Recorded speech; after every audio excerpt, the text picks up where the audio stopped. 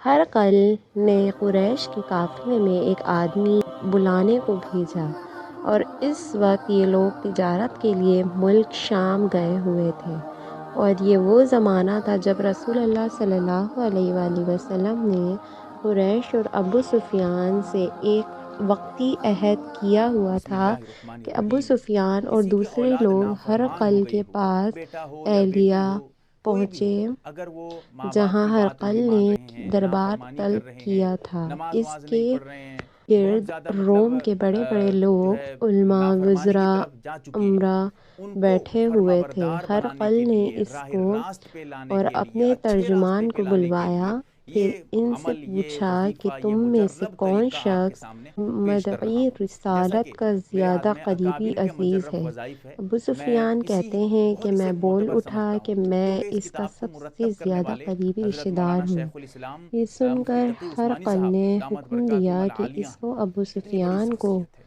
پورے میرے عالم قریب لا اسلام کر میں بٹھاؤ زبردست اور اس عالم میں کے ان کا شمار ساتھیوں ہوتا ہے، کو اس وہ کی اس کتاب کو پیٹھ مرتب کے کیے ہوئے ہیں، اس پیچھے لیے میں اس بٹھا کی دو۔ اہمیت پھر کو زیادہ اپنے جو ہے اہمیت دیتا ترجمان ہوں، سے اس کو کہا زیادہ کہ ان ترجیح لوگوں سے دیتا ہوں دوسری کہہ کتابوں دو کے کہ میں مقابلے میں، ابو سفیان اور اس کے سے نام بھی اس شخص مجرب کے وظائف ہے، یعنی حضرت کیونکہ محمد مجرب صلی کہتے ہیں اللہ جس کو علیہ بار بار وآلہ آزمایا گیا وسلم ہے، پھر کے اس کے بعد کہا گیا ہے حالات کہ ہاں یہ پوچھتا بات کرو، ہوں۔ بہت آزمایا ہے، اگر یہ مجھ یہ سے صحیح کسی نکلا ہے، بات درست میں نکلا ہے۔ جھوٹ بول تو دیں یہ تو عمل بہت تم اس آسان ہے، وہ بھی کا بتا رہا ہوں۔ جھوٹ عمل ظاہر کتنا کر کیا دینا۔ کرنا ہے؟ عمل ابو آپ کو سفیان 21 کا دن تک قول کرنا ہے، ہے کہ خدا کی 21، قسم اگر 21 مجھے دن غیرت آپ کو نہ یہ عمل کرنا ہے، آتی مسلسل کہ کرنا ہے، یہ لگاتار لوگ کرنا ہے، مجھ کو بیچ میں چھوڑنا جھٹلائیں نہیں ہے۔ گے کوئی بھی کر تو سکتا ہے، میں آپ ماں صلی کرے اللہ یا باپ کرے، علیہ وآلہ دونوں کریں وسلم گے تو کی کر سکتے ہیں، یا نسبت کوئی ایک بھی ضرور کرے گا تب بھی غلط ہی کام بن سے جائے گا۔ کام لیتا۔ کیا ہے وہ خیر، سمجھیے، پہلی عشاء کی بات جو نماز کے بعد، عشاء ہرقل کی نے نماز جب مجھ آپ سے پڑھ لیں گے، فارغ پوچھی ہو وہ جائیں گے، یہ اس کے کہ بعد اس شخص آپ کا جو ہے خاندان 7 تم مرتبہ لوگوں میں درود شریف کیسا پڑھیے گا۔ ہے؟ درود شریف میں کیا نے ہے؟ وہی کہا جو وہ نماز تو میں پڑھتے ہیں، بڑے یا کوئی اور درود اونچے شریف ہے، اعلیٰ چھوٹا سا وہ درود اس کو بھی پڑھ نسب سکتے ہیں، کوئی بات والے نہیں۔ ہیں۔ تو وہ درود کہنے شریف آپ لگا، پڑھیے گا اس 7 سے مرتبہ پہلے شروع میں۔ ہی کسی نے پھر اس تم کے بعد لوگوں میں اس آیت ایسی کو، بات جو کہی تھی؟ پارہ نمبر میں نے کہا 19 نہیں۔ کہنے اور لگا، سورۃ الفرقان اچھا، آیت اس نمبر کے بڑوں 74، میں کوئی آیت نمبر بادشاہ ہوا ہے؟ 74، میں نے کہا اس کو نہیں۔ پڑھیے گا۔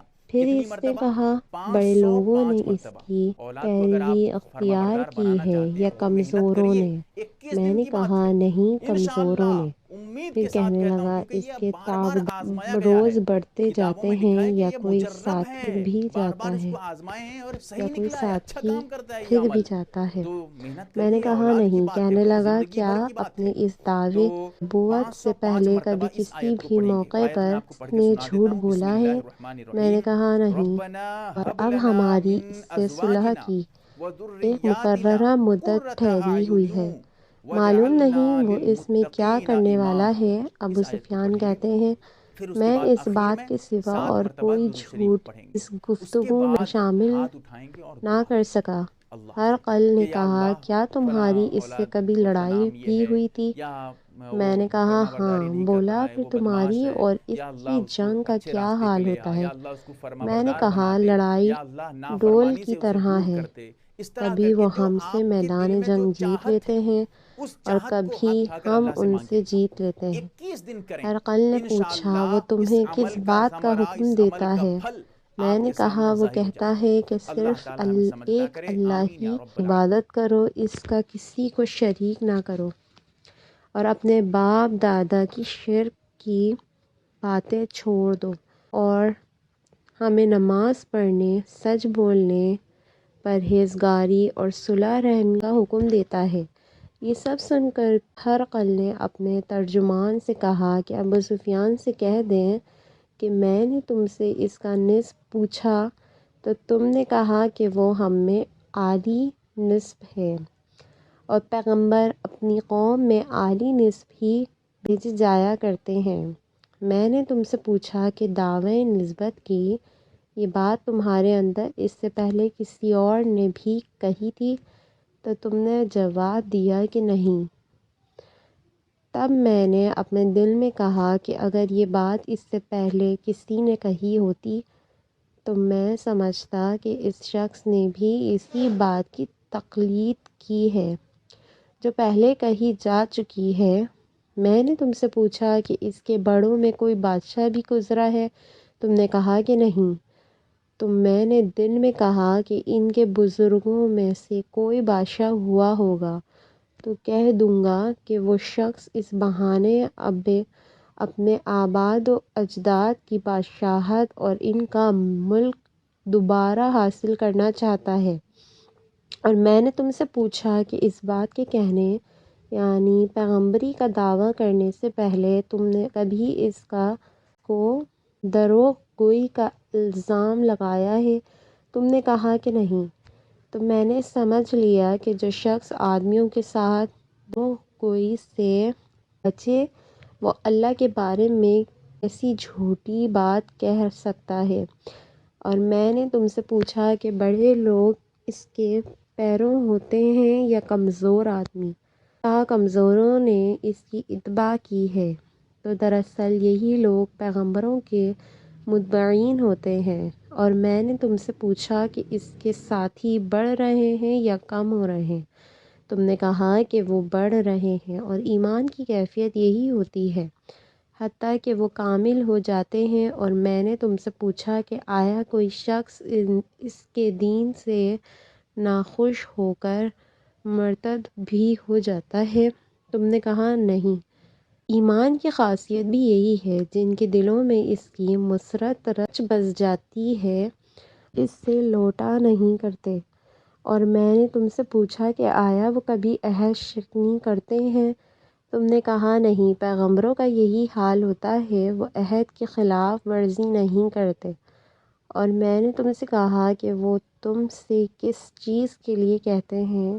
تم نے کہا کہ وہ ہمیں حکم دیتے ہیں کہ اللہ کی عبادت کرو اور اس کے ساتھ کسی کو شریک نہ ٹھہراؤ، اور تمہیں بتوں کی پرستش سے روکتے ہیں، سچ بولنے اور پرہیزگاری کا حکم دیتے ہیں۔ لہٰذا اگر یہ باتیں جو تم کہہ رہے ہو سچ ہیں تو عنقریب وہ اس جگہ کا مالک ہو جائے گا کہ جہاں میرے یہ دونوں پاؤں ہیں۔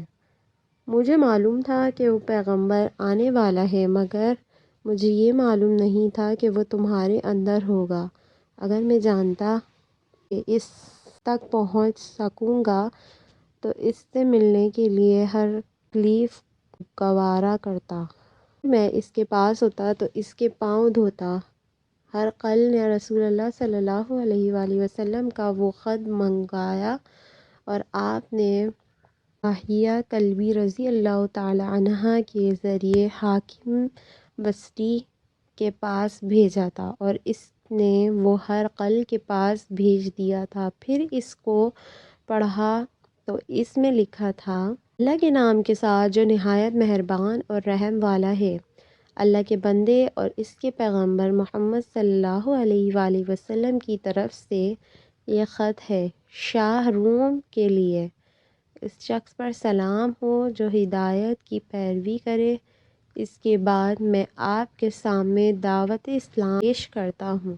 اگر آپ اسلام لے آئیں گے تو دین و دنیا میں سلامتی نصیب ہوگی، اللہ آپ کو دوبارہ ثواب دے گا، اور اگر آپ میری دعوت سے روگردانی کریں گے تو آپ کی رعایا کا گناہ بھی آپ ہی پر ہوگا۔ اور اے اہل کتاب، ایک ایسی بات پر آ جاؤ جو ہمارے اور تمہارے درمیان یکساں ہے، وہ یہ کہ ہم اللہ کے سوا کسی کی عبادت نہ کریں اور کسی کو اس کا شریک نہ ٹھہرائیں، اور نہ ہم میں سے کوئی کسی کو خدا کے سوا اپنا رب بنائے۔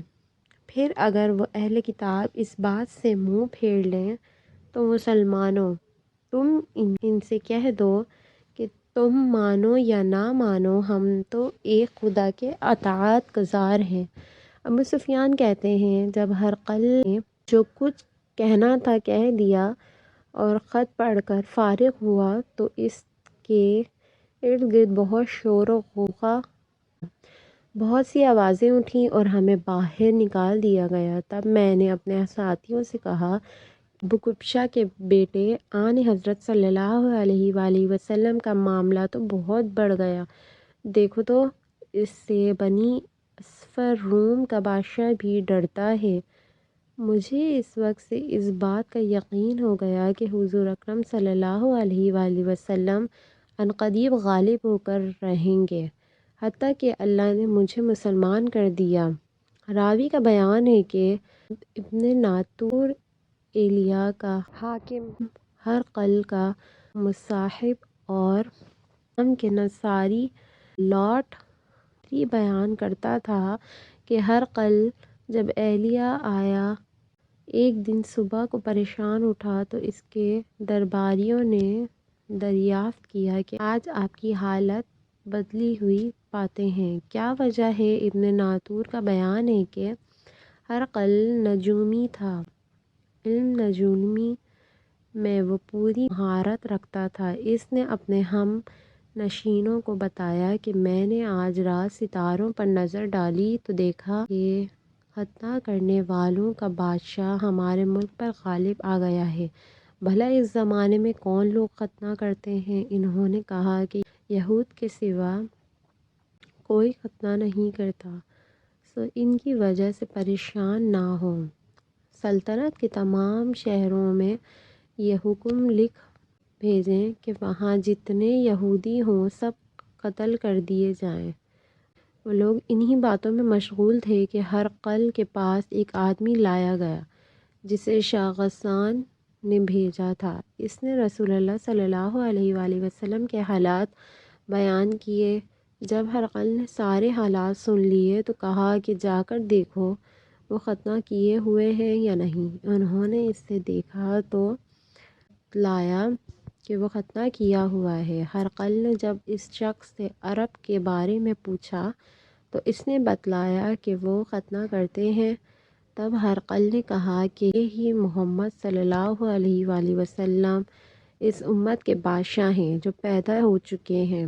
پھر اس نے اپنے ایک دوست کو رومیہ خط لکھا اور وہ بھی علم نجوم میں ہرقل کی طرح ماہر تھا۔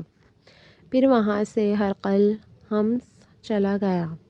ابھی حمص سے نکلا نہیں تھا کہ اس کے دوست کا خط اس کے جواب میں آ گیا۔ اس کی رائے بھی حضور اکرم صلی اللہ علیہ وآلہ وسلم کے ظہور کے بارے میں ہرقل کے مواقع تھی کہ محمد صلی اللہ علیہ وآلہ وسلم واقعی پیغمبر ہیں۔